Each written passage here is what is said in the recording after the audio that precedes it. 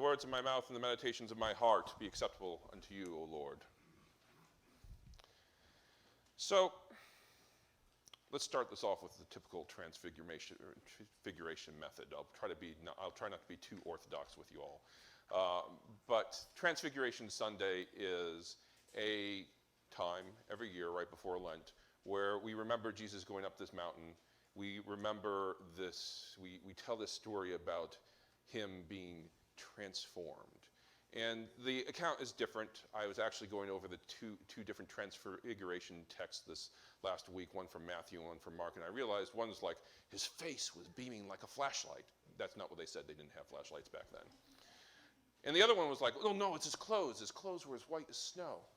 And the way in which people have translated this over the years has actually had a pretty profound impact on the way we treat other people, which is interesting and worthy of discussion, maybe some other time. But for me, the big takeaway from Transfiguration Sunday has always been, at this pivotal moment before Jesus' ministry, he chose to take his friends up a mountain. And something happened to him along that journey, something that helped him engage with the wisdom of the past through Moses and Elijah, something that rooted him in the present with the call from God saying, this is my beloved, listen to him. And also, it was something that he shared with the people who were closest with him, these folks who were part of his community. Something transformed in Jesus. And when he came down that mountain, other than telling everybody, don't talk about this, which is interesting because we're talking about it, Jesus committed himself to take his ministry into Jerusalem. That was a big decision on his part. And I do think that it makes sense that when you make a choice like that, you probably would have undergone some sort of physically visible change. Do I think that the change that happened to Jesus was something as miraculous as what we see in this passage, the story about him shining like a searchlight? Not necessarily, but I do think that something important happened to him on this journey. For me, the story of Transfiguration is something that is very much rooted in the idea of Lent. Lent is 40 days where we as Christians try to take a journey. A lot of people see it as, we give something up. I'm not going to eat donuts, or I'm going to torture myself with exercise for 40 days, and see, or I'm going to do this thing in my life that, I'll do for 40 days, and then I'll drop it and forget all about it, and call myself and pat myself on the back for doing Lent appropriately. But honestly, I don't think that that's doing Lent appropriately, because I do think that what Lent really is about is us challenging ourselves to live into our relationship with God the way that we feel in our hearts we should be. It's about being willing to take on the job of being a follower of Jesus Christ to its fullest. And sometimes that can look like giving something up. For you, that may look like exercising for 40 days or giving up donuts. It could be that. Or it could be, I'm going to volunteer at the food shelf for 40 days continually because I really feel that that is where God's calling me to be present, to be a Christian. I think that for us, for the church, Lent really has been trivialized. It's been overcomplicated, or it's been dumbed down so that we can get through these 40 days without really focusing in on the question of, what does it mean to be transformed through Christ? What does it mean to be transformed through the journey of being a Christian? And honestly, I think that that's what Christianity is about 24/7 anyways. It's about being willing to walk up that mountain, that steep slope, and see how the journey will change you. We definitely could use some transformation within the world. And honestly, the world will transform itself anyways. So maybe what we need is transformation within the world that keeps us in touch with the times. And I had an interesting conversation this morning, and I'm sure Steve would forgive me. I had the conversation with Steve and Claire. Steve asked me a question about the Marvel MCU and why it is that Marvel fans are so, and I'm going to try to, I understand that this is not something that a lot of you pay attention to, but I feel it's general enough that you can get the picture, okay? A lot of fans of the Marvel Cinematic Universe are upset because the original heroes, Captain America in particular, who is a symbol of American masculine might, is no longer the center character of the MCU. The MCU has evolved. Marvel as a franchise, as a comic book franchise, has laid the groundwork for this well in advance, where the heroes within their expanded universe have become more diverse. There are much more female heroes taking center stage. There are heroes that represent different backgrounds and different abilities.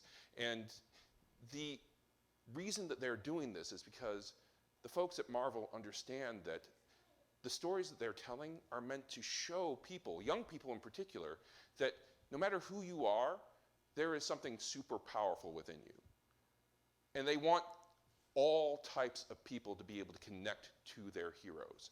And so what we're seeing happening within the MCU, the Marvel Cinematic Universe, is simply a reflection of what the comic books have been doing long in advance. Letting more people in, transforming to be more inclusive, transforming to be more representative of the times that we are in. But there are people who are upset about that. And, you know, Steve calls them Marvel bros.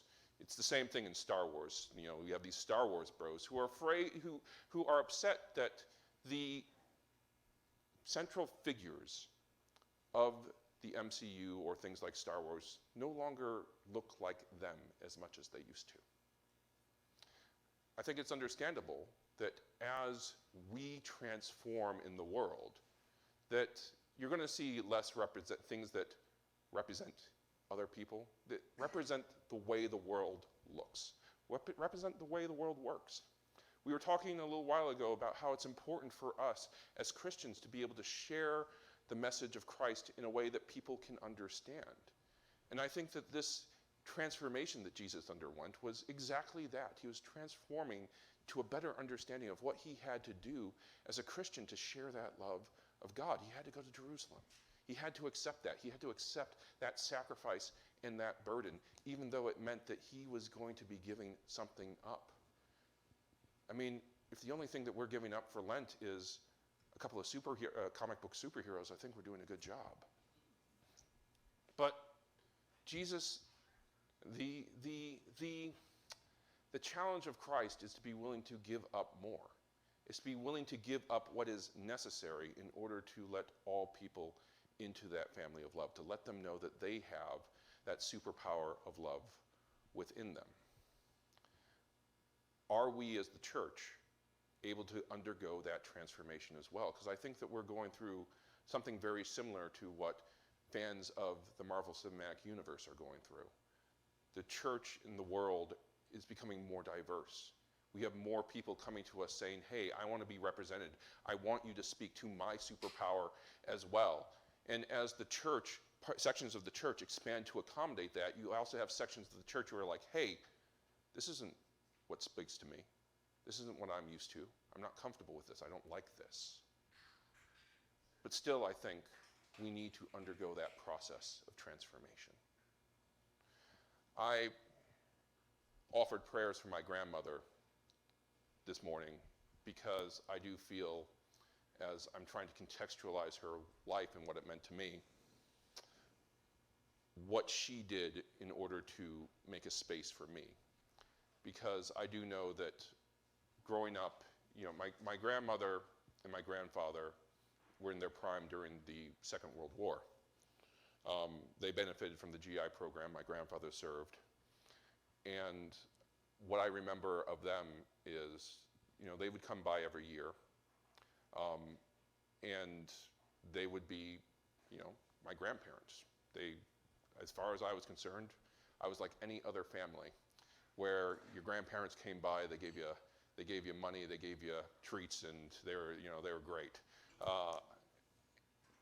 But I also learned later that they contributed to my parents financially, helping them build their lives, get on their feet as our family was growing. And that wasn't necessarily the easiest thing for them, because a lot of the family on their side didn't agree with my mom marrying my dad. When my grandparents grew up, it was illegal for biracial couples to get married. And so that was something that had changed in society. And my grandparents had always accepted my parents being together. They trusted my mom in choosing my dad. And even though a lot of their family didn't agree with that, refused to be at the wedding, they threw their support in behind them. And what I reflect upon when it comes to my grandmother is, I never felt like I was different than anybody else when it came to my family, because I had grandparents that cared about me and accepted me and made me feel like I was wanted. Because my parents were black and white, that didn't seem like it was a barrier between my grandparents and me. And I have to recognize that because they were willing to resist the pressure to reject the type of union that my grandparents are in, my parents are in, I'm in, I had a place where I felt like I was accepted. They made space for me. And I hope that I am doing the same for others. Within the church, we struggle to make space for other people so that they can feel loved too. Making space for other people means that we need to embrace sacrifice. It means we need to embrace that slope that we go up. And Lent is a time where we can ask ourselves, what do we need to do to transform into the type of people who can make that space? What do we need to do to transform into the type of people who can understand God's love as it is presented to us? And where's the power within us that allows us to be able to do that? It is a superpower, something that we can all connect to. But it is something that we need to be conscious of. We can be transformed, not just through the work, but by the people who come along on the journey with us. I do think that there is a reason why Jesus' disciples were with him. I think that they were an instrumental part in him choosing to go to Jerusalem. I think they were an instrumental part of where he drew strength, not just from God above, but from the people that are around him. The church has the power to transform us into better people. The church also has the power to transform us into worse people. I think we need to keep that in mind. But if we are willing to support each other in love and really hold ourselves to that commandment to lift each other up, then I do think that there is a power, a superpower each and every one of us has, like in the MCU, that can change this world for the better. Lent's about trying to tap into that, to take on the call of God, and to change. Amen. Was that long? That felt long.